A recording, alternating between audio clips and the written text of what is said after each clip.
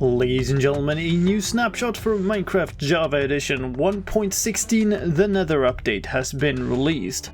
This is 20w12a coming your way with some controversial exploit fixes, a new respawn anchor for respawning in the Nether, polished basalt blocks, and so much more. My name is slicedlime. I'm here to guide you through all the changes in this version. Let's start with those controversial exploits, shall we? The first change is to AFK fishing farms. When fishing, treasure loot, that is all kinds of enchanted books, enchanted fishing rods and so on, can now only be obtained by fishing in open water. That means you need to have no blocks around above the water surface and no solid blocks or bubble columns below the water. This means that fish farms still work, but they now become, well, fish farms. You will only get fish and junk items from them. The next exploit that has been fixed is for so-called zero-tick farms or shaking sand farms, or any type of farms really that depend on forcing crops to grow. From this version, any randomly growing plant will only grow on a random tick, not on any kind of update-driven tick. That means that zero-tick farms and shaky sand farms and any kind of similar farms will no longer work. These fixes are done to introduce a balance to the game where effort required to make a farm should correspond to how big the reward from that farm is. In addition to this, an item duplication glitch has been fixed. Let's move on to blocks and items. There's a new respawn anchor block that lets you set your respawn point in the Nether. You craft it from crying obsidian and glowstone blocks, and when placed, you can use a glowstone block to charge it 1, 2, 3 or 4 charges, and every time you respawn at the block it will deplete 1 charge. That goes if you respawn or if you exit the end. To set your spawn at the respawn anchor, use it without holding a glowstone block. If you try to use it in the overworld or in the end, then it will explode just like a bedwell in the Nether. When you charge it, the light level of the block will increase step by step depending on the number of charges it has, and you can also read the number of charges in the respawn anchor using a comparator. That will give you a signal that is maximum strength when the respawn anchor has maximum charges. The block is as hard as obsidian and is not pushable by pistons. There's another new block in this version. It is polished basalt. You can smelt basalt now to make it into a polished basalt block. That is just a new building block. It does not have any additional purpose. The nether gold ore introduced in the previous snapshot has been changed a bit. It can now be mined with any type of pickaxe, and when you do that, it will drop gold nuggets instead of its own block type. If you have fortune on your pickaxe, it will drop more gold nuggets, and if you mine it with silk touch, it will drop its original form, which still smelts into a gold ingot. Another block-related bug has been fixed. Grass and mycelium will now decay under any amount of water. Let's talk about gameplay changes in this version. Warped and crimson nylium can now be bone mealed, and if you do that, you get a bunch of the nether vegetation that would normally grow on top of those blocks. Hoes are now the appropriate tool to mine some more blocks, that is sponges and wet sponges in this version. Axes are now the appropriate tool for mining crimson and warped wall signs. And hoes and axes were both an appropriate tool for mining shroom lights. That has been changed, so only hoes are now the appropriate tools for shroom lights. A bunch of fixes for the soul speed enchantments introduced in the previous snapshot.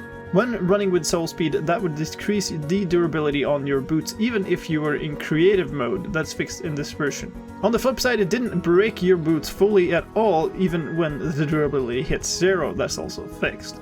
If you flew around in spectator mode with soul speed gear on, then you would still generate soul speed particles. If you had soul speed 3 on soul soil inside of water, then you would keep and increase the player momentum to some quite spectacular levels. That has been fixed in this version. Soul speed enchanted books that you got from bartering with piglins didn't work to apply in an anvil. That's fixed in this version. And you could also find the soul speed enchanted books in chests. A couple of dismounting bugs have been fixed in this version. You will now be placed at the correct height when dismounting an entity, and if the entity you were riding died, then you were moved to a nearby block instead of just falling off. That is fixed in this version as well. In the previous version, mobs would dismount vehicles only in the front, even if there was danger there. That is fixed in this version. If you drank potions of the same type with different levels in a certain order, then the timers for higher levels could remain and be stuck at 0 seconds after they had run out. That is fixed in this version. Netherite scraps, when smelted, will now provide the correct amount of experience. If you held shears and you hit fire or soul fire to put it out, then your shears would take some damage to its durability. And in the previous snapshot it became possible to set fire to soul sand. That fire will now properly become soul fire. Bunch of fixes to projectiles as well. Fireworks shot from a crossbow will now properly explode when hitting a block again. The arrow animation would get stuck in a loop if you lit a TNT block with a flame bow. That's fixed in this snapshot. And the chorus flowers would remove all velocity from arrows or tridents. Let's talk about mob changes in this version. Baby piglins now have a new behavior. They can now ride on top of each other on a baby hoglin. Up to 3 baby piglins can climb on at once. More bug fixes with piglins as well. Piglins could turn into adult chicken jockeys in the overworld, and they were not attracted to nether gold or despite it being gold. That is fixed in this snapshot. Bee fixes in this snapshot. The distance a bee can wander away from its home hive when it's just randomly walking around has been reduced. It's now around 22 blocks away. This is done to fix a bug where bees would get stuck wandering. Another fix to bees would not animate their pollen gathering. They do in this version. A pathfinding fix for all mobs, where the pathfinding would slightly prefer the north and west directions. This often led mobs to gather in the northwest corner of any enclosure. Parrot fixes as well. Parrots will now imitate hostile mobs less often, and in peaceful mode parrots will not imitate hostile mobs. Couple of advancement fixes in this version as well. Breeding hoglins are now required by the 2x2 advancement, and the Sweet Dreams advancement has had its description updated. It now says sleep in a bed to change your respawn point. World generation fixes in this version. Nether fossils should now properly stick to the terrain. They will no longer generate half-cut-off floating islands. In addition to that, another bunch of misrotated blocks inside of village structures have been fixed. User interface fixes in this version. Let's start in the main menu with the splash texts. Splash texts of the game have been completely replaced with a temporary list of splashes. This is actually applied also to the latest shift versions. Any version 1.15 will also show the same splashes. The list of these splashes are: Gamers Unite, separately in your own homes. Wash your hands. Soap and water. Support local businesses. Stay home and play games. Stay safe. Stay strong. Cough or sneeze into your elbow. Don't touch your face. Support elderly relatives and friends. Prepare, but don't hoard. Save the world, stay inside. Shop for your elders. And hang out with your friends online. In addition to that, there are a number of recipe book fixes in this version. The recipe book would reset itself to its closed state if you died, and if you exited and re-entered the world, then the filter settings for the blast furnace and smoker would reset. Groupings as well in the recipe book. Netherite ingot recipes are now grouped as well as sign recipes.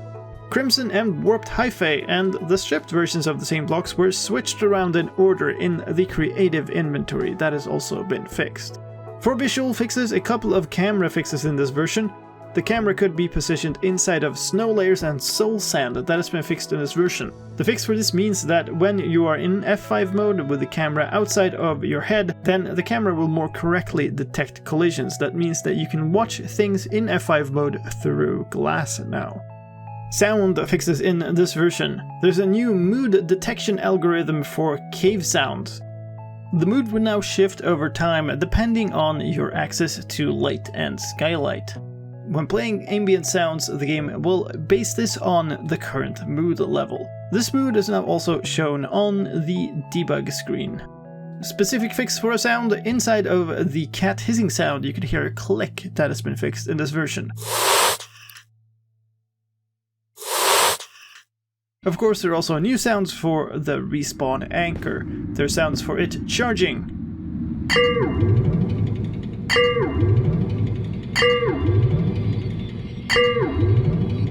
for setting a spawn point, for it depleting, and ambient sounds.